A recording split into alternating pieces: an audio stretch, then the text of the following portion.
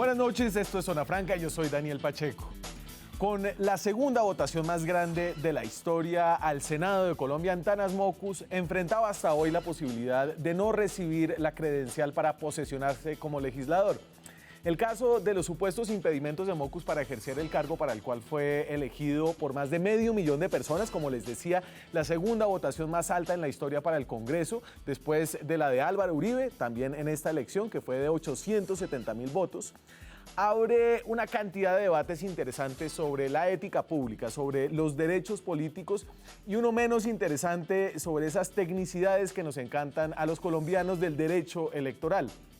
En resumidas cuentas, uno de los magistrados del Consejo Nacional Electoral hizo una ponencia diciendo que Mockus estaba inhabilitado porque era presidente de la corporación que él creó, Corpovisionarios, mientras tuvo un contrato con la gobernación de Cundinamarca.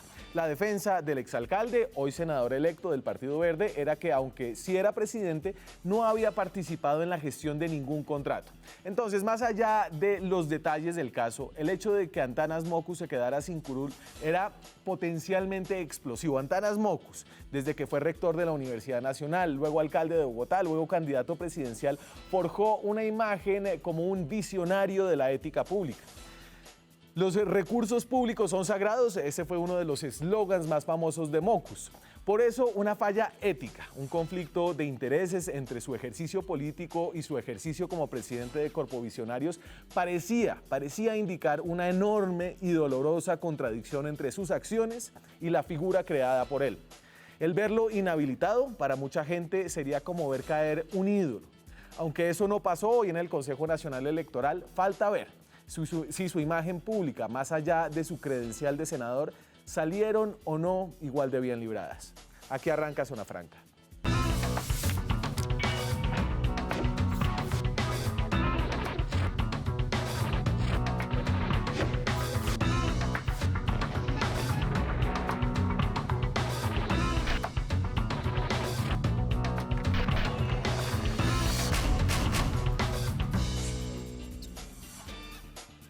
Y para hablar de la noticia política del día, lo que podría haber sido, como les decía, una inhabilidad potencialmente explosiva en la política colombiana, nos acompañan esta noche Ariel Ávila, que es subdirector de la Fundación Paz y Reconciliación, politólogo de la Universidad Nacional, quien escribió, tuiteó y apoyó la figura de Mockus bastante durante todo el debate que termina aparentemente hoy. Ariel, ¿qué tal?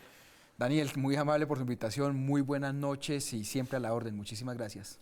Gracias, señor. A usted, Julián Quintana fue director del CTI, es abogado, es hoy decano de la Facultad de Derecho de la Universidad Manuela Beltrán, también es litigante. ¿Y usted estaba del otro lado o no, Julián? Así es. Primero, gracias por la invitación, No, Daniel. Un gusto estar con ustedes. Y se trata precisamente que hoy charlemos sobre eso, ¿no? Yo sostengo que sí tiene inhabilitación. A ver, y es que era un tema obviamente sabroso políticamente porque la figura de Antanas Mockus es para prestar, tomar palabras prestadas de su léxico casi que sagrada, ¿no? El profesor Mockus, y verlo inhabilitado habría sido una bomba en la política colombiana. Antes de entrar un poquito en los detalles del caso, que creo que es importante para que la gente se haga una idea de cómo queda Mockus, ¿usted qué veía aquí detrás de toda esta discusión, Ariel? Mira, nosotros ahora pues en los detalles daré mis argumentos jurídicos o los argumentos jurídicos. Hasta los politólogos tienen que ser abogados en este país, ¿no? Y además como 3 semestres tenemos sobre derecho constitucional, pero el tema político es el siguiente. Mire, Daniel, aquí lo que nosotros encontramos con el señor Abuchaibe, que es el abogado que representaba o que puso el tema de revocatoria de inscripción y de revocatoria de la declaración de elección ante el Consejo Nacional Electoral, fue candidato a la Cámara por La Guajira, muy cercano al Partido Acción Ciudadana, el partido de la parapolítica. Ahí estaba, ahí se lanzó el hijo de Kiko Gómez al Senado, que está condenado por múltiples homicidios, la esposa del Tuerto Gil, parapolítico, la señora Ayla Galvis, y Antonio José Correa, que era el heredero de la Gata. Ese partido político se quema no llegan al umbral, y lo que estaba buscando aquí esta demanda era no solo sacar a Antanas Mockus, sino que les quitaran los 500.000 votos a los verdes, eso bajaba el umbral y con esto este partido entraba. Y ahí en la publicación nuestra, en la página de la fundación, están las fotos del señor Abuchaibe con la señora Yolima Carrillo, presidenta del CNE, cercana al partido Cambio Radical y a toda esta mafia de Kiko Gómez, está con Antenor Durán, representante a la Cámara, y lo que nosotros hacemos es poner en evidencia esa situación, es decir, detrás de esto lo que usted encuentra es una estructura política con comportamientos muy mafiosos que está intentando apoderarse de unos votos, es lo que se encuentra, y no había nada más que eso. Y lo otro es que evidentemente la forma como se solicitó la demanda estaba totalmente a destiempo, y para empezar en los detalles, por bloque de constitucionalidad está claro por el Sistema Interamericano de Derechos Humanos que es un juez el que tiene que revocar una elección de una persona ya electa y no es una autoridad administrativa. El CNE, la Corte, si tiene una Corte Electoral en Colombia, eso es la sección 5ª del Consejo de Estado. Y Julián, tal vez yo interpreto como su posición distinta. Hubo una serie también de varios abogados, algunos penalistas, Abelardo de la Espriella, Francisco Bernate, Iván Cancino, que enviaron una carta al Consejo Nacional Electoral diciendo lo que está haciendo el candidato o el senador electo Antanas Mockus no está bien, la ley debe aplicarse igual para todas las personas, más allá de si sean figuras reconocidas públicamente, incluso reconocidas públicamente por su ética. Y la idea era como la ley aquí es para todos y Mockus está inhabilitado. Sí, sin duda alguna, yo creo que el caso de Mockus tiene que dividirse en dos aspectos fundamentales, el político y el jurídico. Muchas veces cuando se condicionan estos temas en medios de comunicación, los jueces pierden la objetividad. Y sin duda alguna, si uno mira el tema estrictamente en lo jurídico, el candidato Mockus está inhabilitado. No es cierto lo que dice Ariel, la Constitución le da la facultad a la Comisión Nacional Electoral precisamente para que esos candidatos que tienen inhabilidades no se puedan posesionar como senadores. Y este es el caso que nos convoca. Ahora, tenemos que mirar la responsabilidad hoy de la Comisión Nacional Electoral frente a este caso. Porque más adelante seguramente el Consejo de Estado, si se posesiona Mockus, tendrá entonces que decretar la inhabilidad. Yo estoy seguro de eso. Por eso la posición de muchos juristas, las cuales yo comparto, pienso que son totalmente acertadas. Ahora, entendemos que el ataque no es contra Mockus. Lo que estamos diciendo es cumpla la ley, ¿sí? Désele también desarrollo a las figuras que ha traído la Constitución, un equilibrio entre los candidatos, porque lo que se protege es eso, es decir, que si un candidato quiere ser senador, esté en las mismas condiciones de los demás. Y en este caso, cuando una persona es representante de una corporación que está contratando con el Estado, ese equilibrio se pierde. Y cuando se fractura, inmediatamente hay que tomar una decisión y es, esa persona no puede entrar a la contienda porque está en desigualdad, está por encima de los demás. Daniel, a ver, para entrar en esto, mira, el profesor Mockus no firmó el convenio. ¿Sí? Entonces usted me va a meter al tema. Entonces, espérese. Déjeme simplemente poner un audio de lo que dijo hoy el consejero, uno de los consejeros, Armando Nova, del Consejo Nacional Electoral, al finalizar esta votación, que rechazó la ponencia que pedía inhabilitar a Antanas Mockus. La mayoría estimó, tal como se leyó en la resolución, en la resolución propuesta, que no había lugar a declarar la abstención de la elección del senador Mockus. Es decir, se derrotó la ponencia que quería inhabilitar a Antanas Mockus, ahora tiene que haber una nueva ponencia que tienen que volver a votar diciendo que no está inhabilitado y eso se da por hecho que sucederá. Luego seguramente habrá una demanda en el Consejo de Estado. Eso por el lado de la situación jurídica, pero entonces usted hablaba de cuál era la denuncia. La denuncia sale inicialmente en un medio que se llama El Expediente. Y para contextualizar un poco todo esto, El Expediente es dirigido por Gustavo Rugeles, que ha tenido cuestionamientos serios por su comportamiento personal, porque fue denunciado por violencia contra las mujeres, pero también por tener lazos muy cercanos con un determinado grupo político, el Centro Democrático, a través de Abelardo de la Espriella. El Expediente publica esta imagen de un contrato que firmó Corpo Visionarios, en la que aparece como uno de los ejecutores Antanas Mockus. Y entonces ahí va, este es el anexo que envía Corpo Visionarios a la sigla de la UESP, es la unidad de la gobernación de Cundinamarca, No tengo aquí en este momento exactamente claro qué significan las siglas, pero es una de las unidades de la gobernación de Cundinamarca con la que se hizo este contrato por 400 millones de pesos. Y ahí entonces sale director general del proyecto, experto en cultura ciudadana, Antanas Mockus. Dicen ellos entonces, Antanas Mockus es parte de un contrato con una entidad pública, un contrato firmado menos de un año antes de la elección, por eso está inhabilitado. Mira, Antanas Mockus no firmó el convenio. Él no era el representante legal para firmar ese convenio. Pero además, y me perdonará el tecnicismo jurídico, pero además el Consejo de Estado en 2 sentencias, 2012 y 2015, lo que ha dicho es que el que se inhabilita es el que firma y no la persona que ejecuta el proyecto. Le pongo este ejemplo. Un rector de la Universidad Nacional puede firmar un convenio, él se inhabilita, pero no los profesores que ejecutan ni los alumnos que ejecutan ese convenio. Entonces, él no está inhabilitado porque no firma. En esa misma sentencia del Consejo de Estado, él dice, mire, para esa inhabilidad se tiene que demostrar de forma directa, activa y personal que esta persona hizo lobby por el proyecto.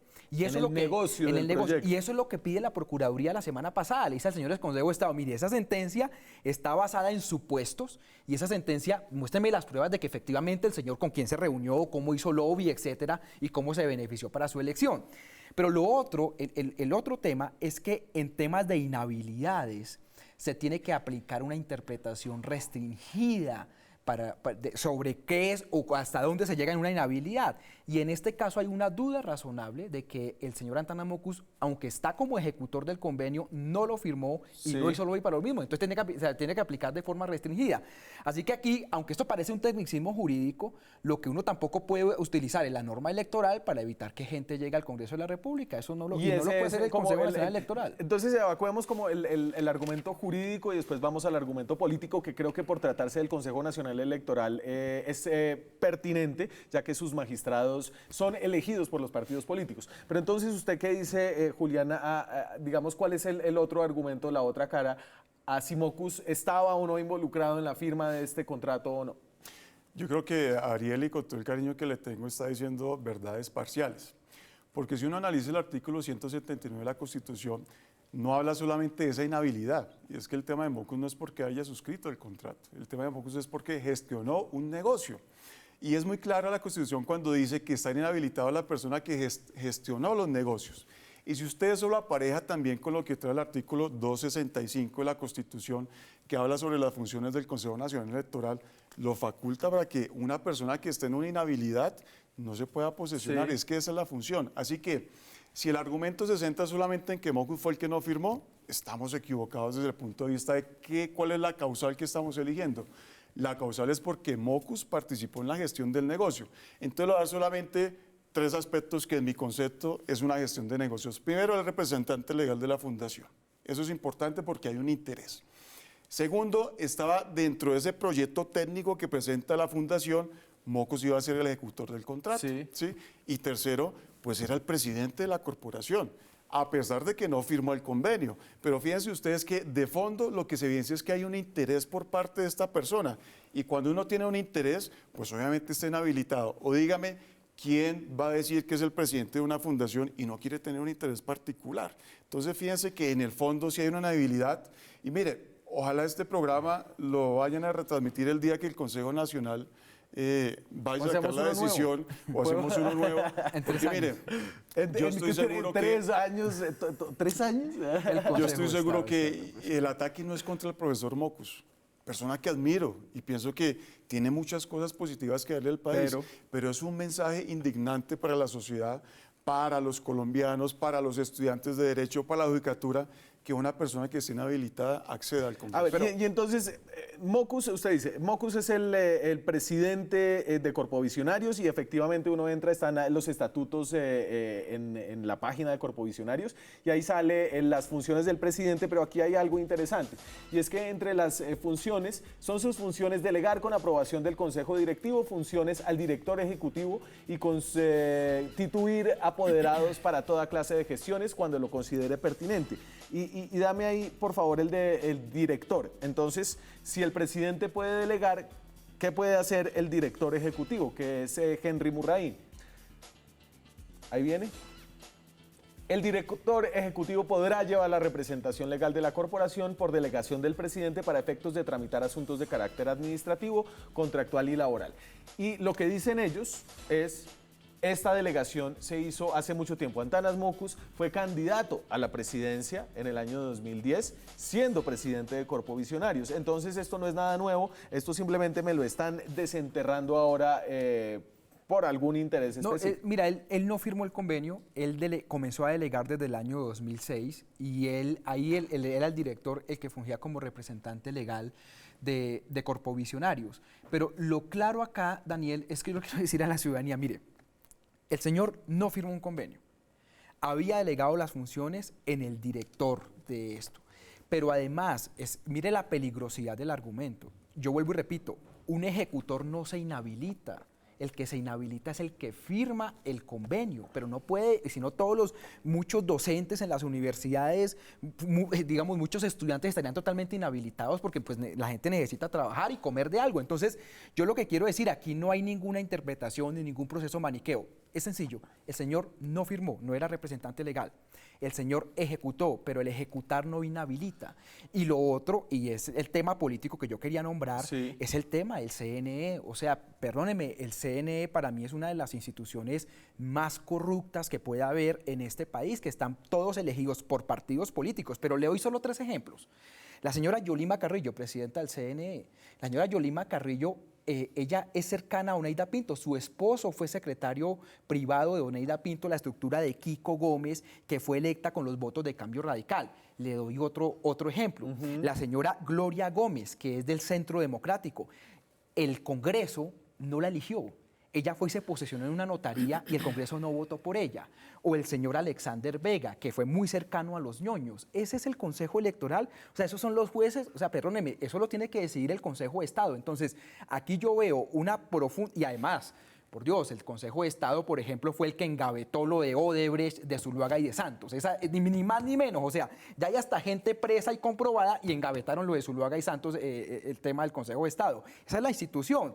Ahí obviamente no prima ninguna racionalidad jurídica, que además no tiene la capacidad jurídica, así los llamemos magistrados, son consejeros, sino que ahí lo que prima son temas políticos. Y el tema político era que había un partido de Acción Ciudadana, de la parapolítica, que quería llegar a alumbrar, y un partido de fanáticos cristianos llamado Justas y Libres que quiere llegar al Congreso de la República. Eso era todo el tema. Colombia, usted tiene una investigación ahora en la Fiscalía para ver si el crecimiento de votos que tuvieron entre el preconteo de la registraduría y el escrutinio. Le aparecieron 42.000 votos en 4 días.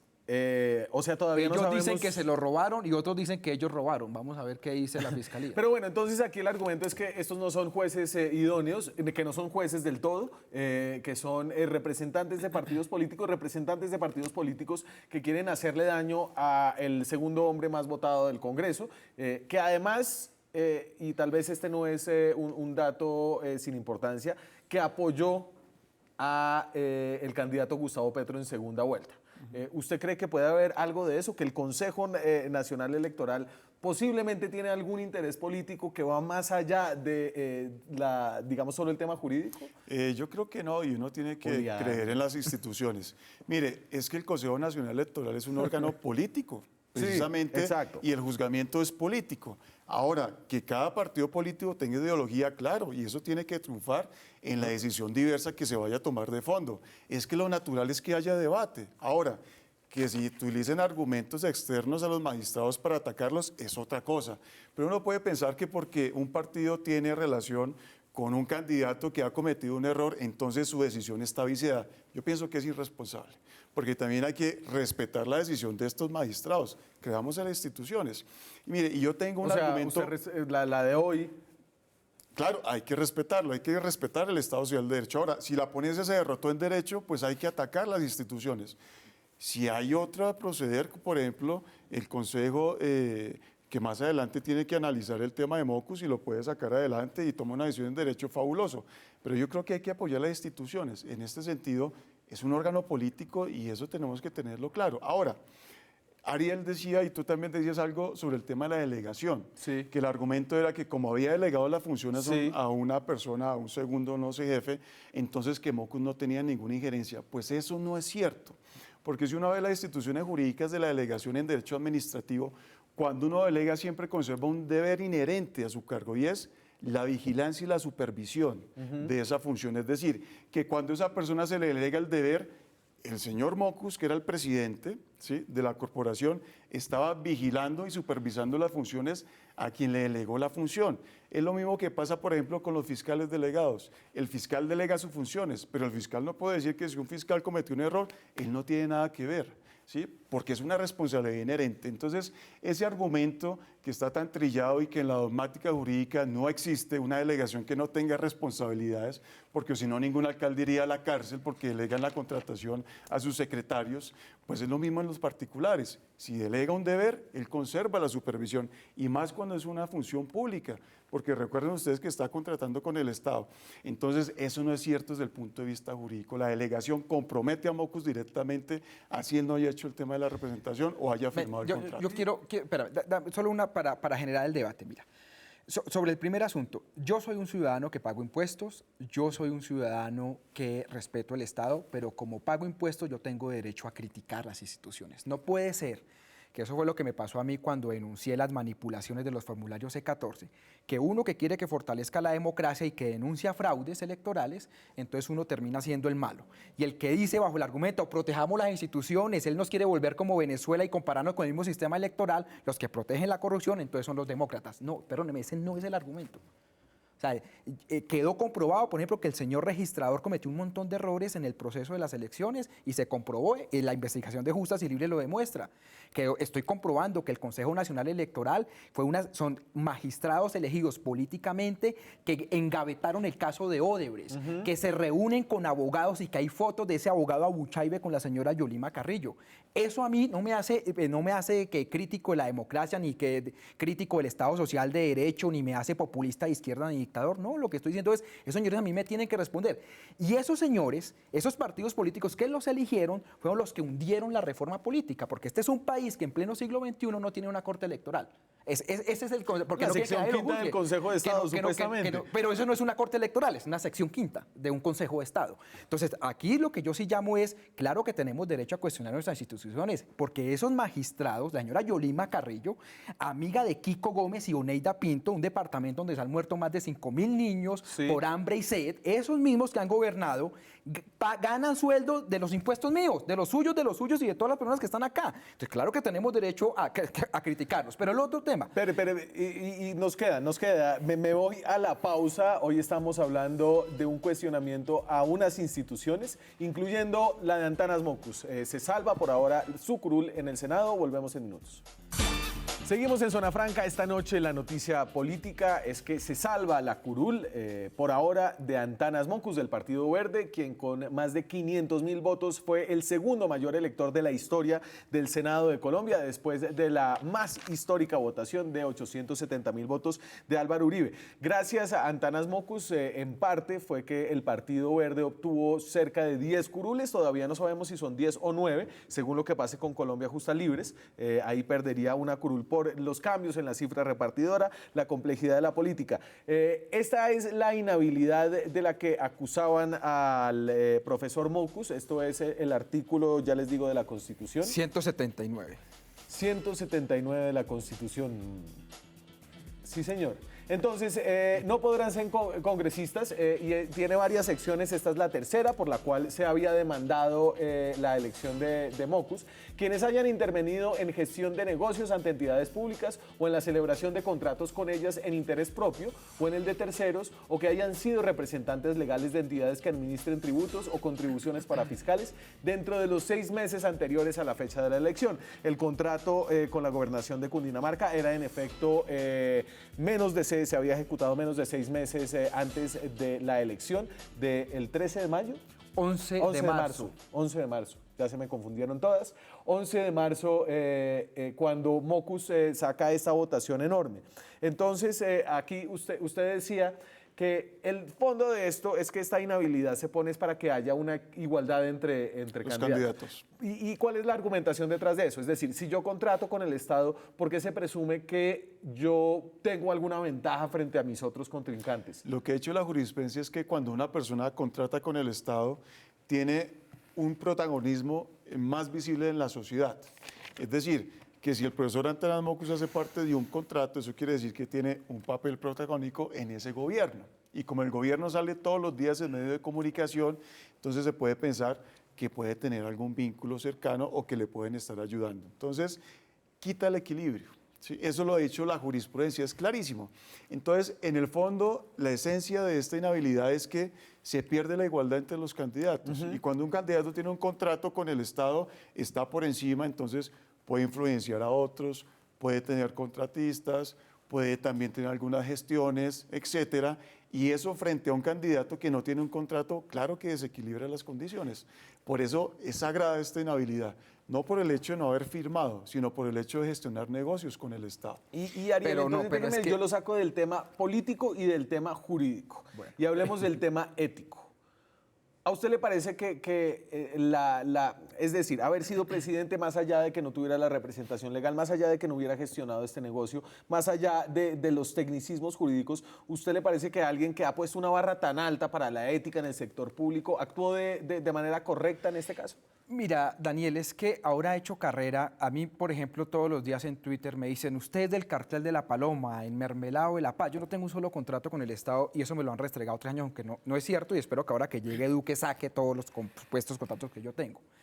Pero ahora se ha vuelto un delito entonces trabajar con el Estado.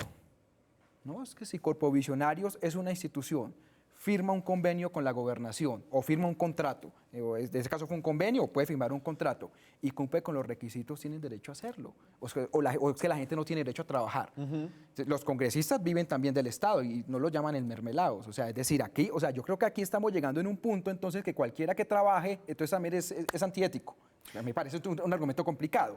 Pero además hay otro argumento aún más complicado sobre esto y es presuponer. Y fíjese lo delgado que es este argumento, es que aquí se presupone que Antanas Mockus gestionó la sentencia, la ponencia de Bernardo Franco, no tiene eso, o sea, hay supuestos y suposiciones, aquí a la gente se le tiene que comprobar que hizo o no hizo algo, y entonces eso tampoco está, pero queda en la palestra pública. Entonces a mí me parece, Daniel, que el hecho de haber trabajado con el Estado no es ninguna ilegalidad, imagínense, entonces que estaríamos en mano de qué, no sé, no, o sea, no, eso no es delito. Si uno no cumple ilegalidad. eso, es muy complicado. Y es más como, se lo decía Y además antes, un argumento además de mira, ser aquí hay que parecer, y cuando uno se construye una figura pública... Pero yo no creo que los 400 millones en el contrato con la gobernación de Cundinamarca hayan hecho salir electo a Antanas Mockus. Sí, o sea, yo no creo que eso no le puso cuántos votos, pues cuántos votos le va a poner eso. Yo creo que él sacó todos esos votos por toda la imagen que ha construido durante su vida. Ese es el tema también. Claro. Es decir, no por el convenio de 400 millones con la gobernación de Cundinamarca, además, mire el caso de la imagen del gobernador Rey, lo mal que está. Es decir, también ahí se hila bastante delgado, pero trabajar con el Estado a mí no me parece antiético. Pero mire, de pronto, relacionado con lo que dice Ariel, uno no puede olvidar que acá no se le está diciendo a Mockus que no trabaje, pero claro que la Constitución colombiana se hace una ponderación de derechos, es decir, pone en la misma balanza el régimen democrático colombiano y el derecho al trabajo. Y acá triunfa el régimen democrático. Entonces, si usted quiere trabajar, pues siga como particular trabajando, haciendo sus capacitaciones, que seguro lo hará muy bien, pero frente al tema de la igualdad electoral, ahí sí hay algunos límites y eso se tiene que respetar. Y entonces, volviendo al tema ético, a mí sí me sorprende como colombiano, profesor Mockus, que lo respeto, que es una persona que toda la vida ha dicho que se debe respetar la legalidad y en este momento no lo está haciendo en mi criterio. Entonces uno pensaría, lo están utilizando, ¿sí? No está actuando con criterio propio, no lo dejan hablar al interior del partido, cala más las curules que está jalando que la legalidad del partido. Sí. Entonces uno ve contradicciones como que se apoya una consulta anticorrupción por parte del Partido Verde, pero paralelamente están haciendo apología, y como lo ha afirmado, a la corrupción, porque eso es corrupción. Ese es el nombre que se le da. Corrupción. Y fíjese Trabajar con el usted, Estado no es y corrupción. para terminar el argumento, incluso esto podría tener un tinte en el derecho penal, porque la reforma que se hizo hace poco en el tema electoral cataloga este tipo de conductas como un delito. Entonces, yo sí veo que esto hay que analizarlo con mucho detalle y no sea que el profesor Mockus, por dejarse utilizar por su partido, después se meta en un gran problema y no pueda salir de él. No, fíjate el doble rasero de esto. Es decir, a Mockus, por una supuesta inhabilidad que no se le comprobó en la sentencia, porque vuelvo y repito los mismos argumentos, él no firmó y el ejecutor no se inhabilita, le querían hacer perder su curul y otras 4 que él había yo arrastrado en el Partido Verde para meter a Justas y Libres y Acción Ciudadana. Claro, ese pero, y lo hace el mismo ente que engavetó Odebrecht. Entonces, en ese momento estamos diciendo, mira en medio el argumento que estaría diciendo el señor Bernardo Franco, mire, haber metido 20.000 millones de pesos a la campaña del 2014 en senados y en presidencias y haber pagado $1 millón a un supuesto hacker que no sé qué, eso no es un delito, y una supuesta inhabilidad no comprobada, Venga, entonces sí lo inhabilita. Ariel. Es decir, ese es el doble rasero. Pero usted, ¿por qué le está dando tanto palo al CNE si le dio la razón? No, pero fue por la presión ciudadana, porque la ponencia de Bernardo Franco era para hacer la inhabilidad. Es pero decir, derrotada, 6 a votos. por la presión pero esa es la ciudadana. evidencia Por la que presión sí funciona ciudadana. el Consejo Nacional Electoral. No, Pues no sé. No. Pero funciona, al menos en este caso. Una entidad que logra engavetar Odebrecht y que hace de esto un espectáculo político de la supuesta inhabilidad de Mockus, para mí no es una institución Es que el gran respetable. problema es que mire, doctor Quintana, ahí hay un problema. Seguramente algunas decisiones nos gustan. No, pero es que por eso, otra vez, pero es que aquí las decisiones se tienen que tomar en derecho. Y yo no puedo, o sea, es muy difícil para mí, por ejemplo, para cualquier ciudadano que nos está viendo hoy, que engavetaron Odebrecht, o sea, por Dios, engavetaron Odebrecht, que hay Pero gente porque, presa. Ariel, es que prescribieron los términos. No. Mira, yo estoy Ese fue tranquilo el con el argumento. tema del profesor Mockus porque posiblemente la ponencia saldrá negativa, que es así. El Consejo Nacional no hará nada porque triunfaron las mayorías, respeto al Estado Social de Derecho.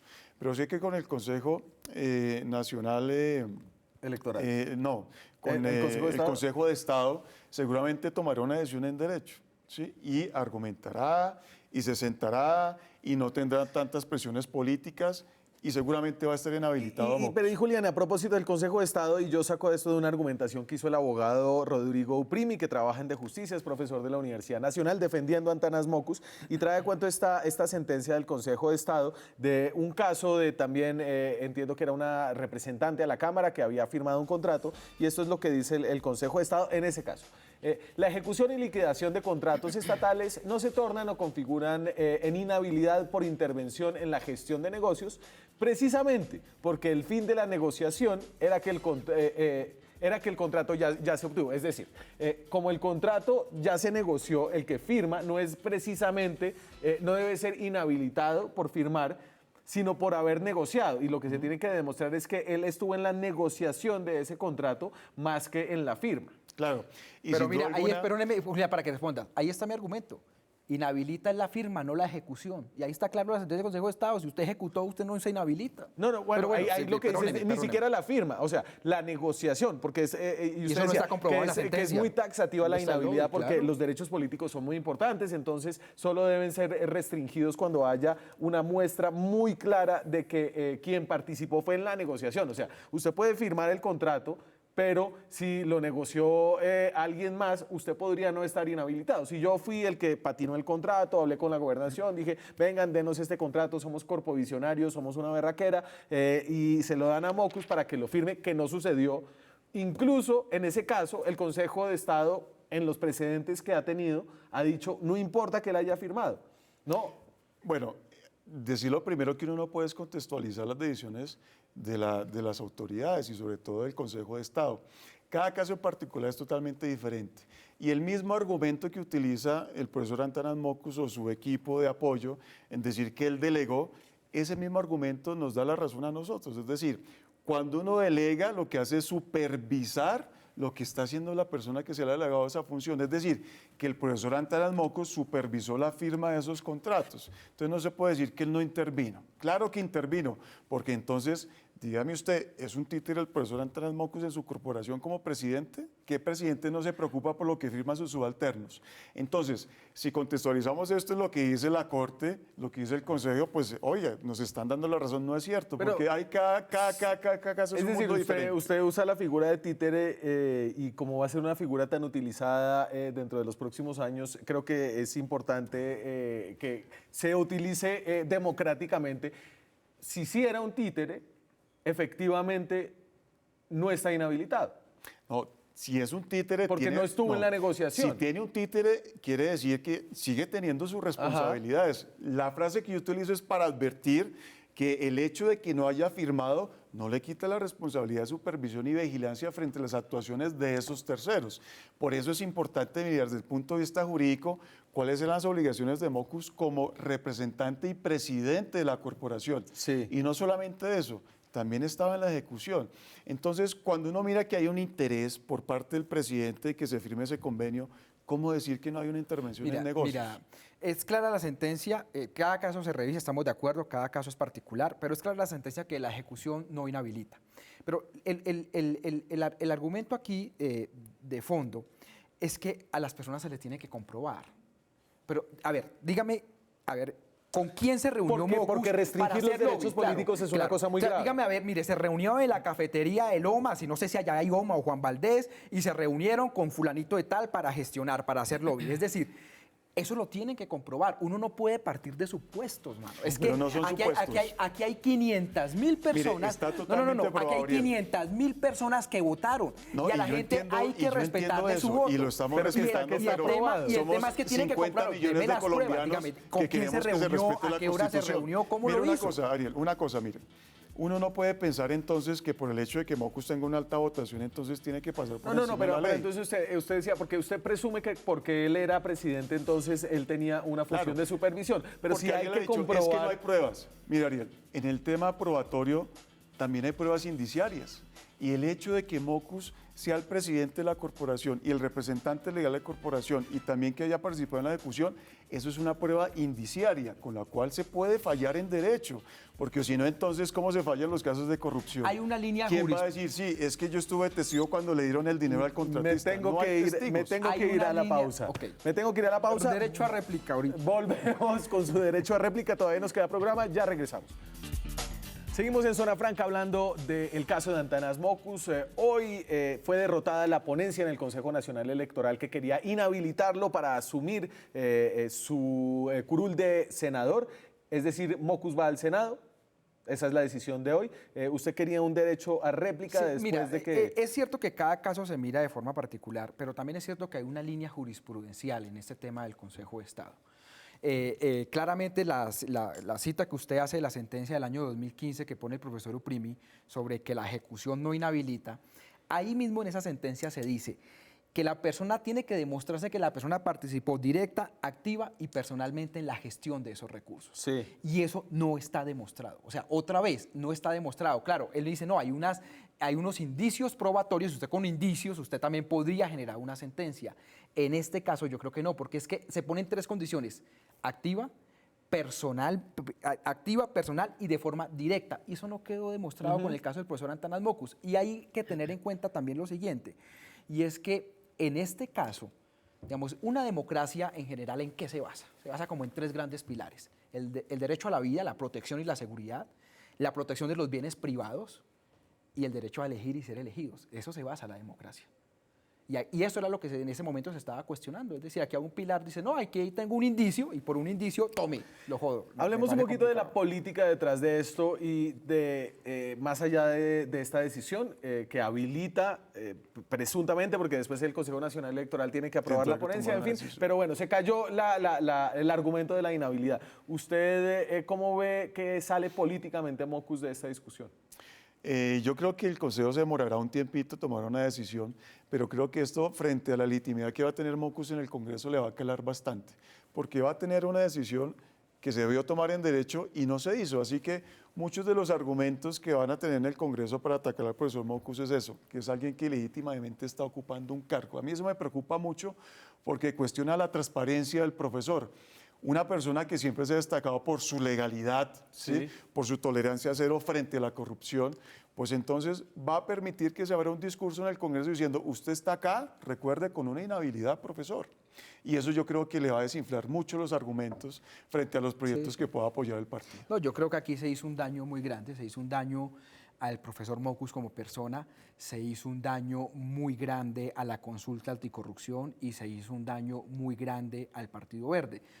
La única diferencia entre la conclusión de Julián y la mía es que yo creo que esto fue un daño malintencionado y que no era legal lo que se iba a hacer. Julián dice que sí, pero yo creo que aquí obviamente eso se afecta mucho, sabiendo que el 26 de agosto se vota la consulta anticorrupción y esto se hace un daño muy grande. Aquí iban por todo el paquete, no solo iban a volver dos partidos que se quemaron, sino además iban por el paquete y legitiman mucho esto y creo que el daño es muy grande. Y otra vez, aquí lo que yo pido a la Fiscalía sobre todo es que, bueno, a la autoridad judicial que por favor investiguen a ese señor Abuchaibe y que todo lo que había detrás de eso, porque nuestros indicios otra vez sí son muy delicados y ahí lo que pedimos es que se investiguen si nosotros tenemos razón o no. Y en ese daño que usted califica de malintencionado, además del interés del grupo político que podría beneficiarse si se invalidan un poco los votos de Mockus para el Partido Verde, ¿usted siente que hay alguna...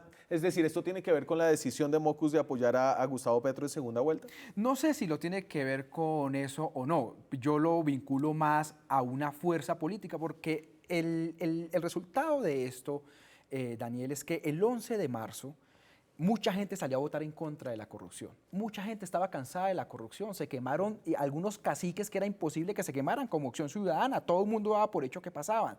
Varios de Cambio Radical, varios de la U se quemaron y mucha gente salió a votar en contra de la corrupción. Sí. Gente que nunca había votado. Y votaban era por Mockus, por ejemplo, por eso su alta votación, porque no conocían a nadie más y lo tenían como un pilar moral en la sociedad.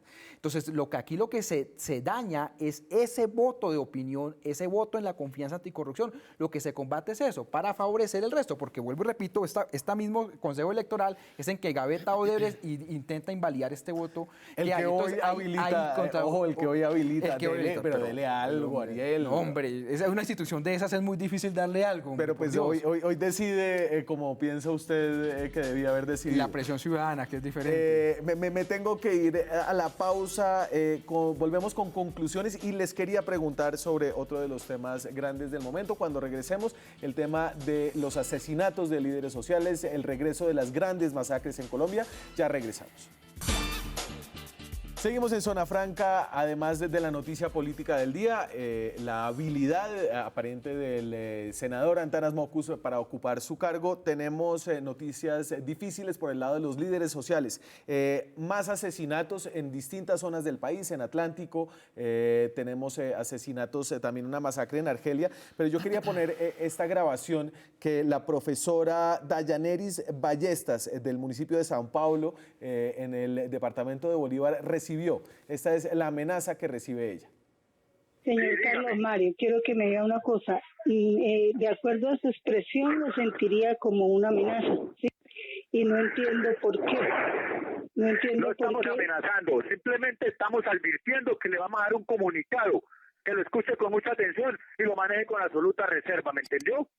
Bueno, no me grite. Y me va a decir cómo tengo que hablar y qué tengo que decir. Entonces, señora, qué pena con usted, señora Deyanira Ballesta, se tiene que ir de esta región. O la asesino. Va a ser una educadora, es una persona que no sabe hablar. ¿Cómo quiere que le hable a usted cuando usted me está hablando de una forma amenazante? Profesora, mira, hágame un favor, yo no tengo por qué hablarle como tenía las explicaciones. Coge su gran hijo de putas cosas y se va de la región. ¿Entendió? Hagan el favor y va por esa hijo de puta. Y tienen que matar a la máquina. Deyanira Ballestas, profesora del municipio de São Paulo, en el sur de Bolívar, y esto es lo que podríamos decir, las amenazas son a miles, los asesinatos ya son de 100 líderes desde que se firmó la paz en diciembre del 2017. 2016. Esto, ¿qué está pasando, Julián? Usted estuvo en el CTI, usted conoce cómo funcionan las investigaciones judiciales. Muy rápidamente, ¿qué nos deja un poquito este tema? A ver, yo creo que esto deriva de la mala estructura y diseño del proceso de paz, porque sin duda alguna el hecho de que no estén todos los actores del conflicto involucrados en esta firma de la paz genera este tipo de inconvenientes que son gravísimos. A nivel judicial y también de prevención, también evidencia que le quedó grande este estado la seguridad de los colombianos. No ha podido llegar a esas zonas que la FARC ha dejado y que el ELN está tratando de apoderarse. Entonces, cuando uno mira los paramilitares, grupos diversos. Entonces, cuando uno mira la respuesta del Estado, a veces piensan que la Fiscalía es la que tiene la carta debajo de la manga para poder resolver el problema. Y eso no es cierto. Esto es con presencia institucional, con seguridad, con programas de atención a estas personas, porque definitivamente poco puede hacer la Fiscalía frente a estos temas. Yo sí creo que la policía tiene que tomar una decisión radical y llegar a estos sitios que ha abandonado la guerrilla y posicionarse y protegerlas. Es que los están matando, incluso están advirtiendo que los van a matar y los matan y no pasa nada. Es una situación Ariel, muy usted grave. mismo ha recibido amenazas, me imagino que Sí. llamadas similares a esta. Iguales. Pero mira, a ver, sobre esto. 153 líderes sociales asesinados desde el 24 de noviembre a hoy. Eso significa que en Colombia matan un líder social cada 4 días. Eso no hay democracia que aguante eso. Y casi 500 victimizaciones con amenazas y atentados. 2, la mayoría de los perfiles de las personas asesinadas tienen 3 condiciones. Reclamantes de tierras, despojo de tierras Sí. y líderes de víctimas. 2, personas que querían participar en política.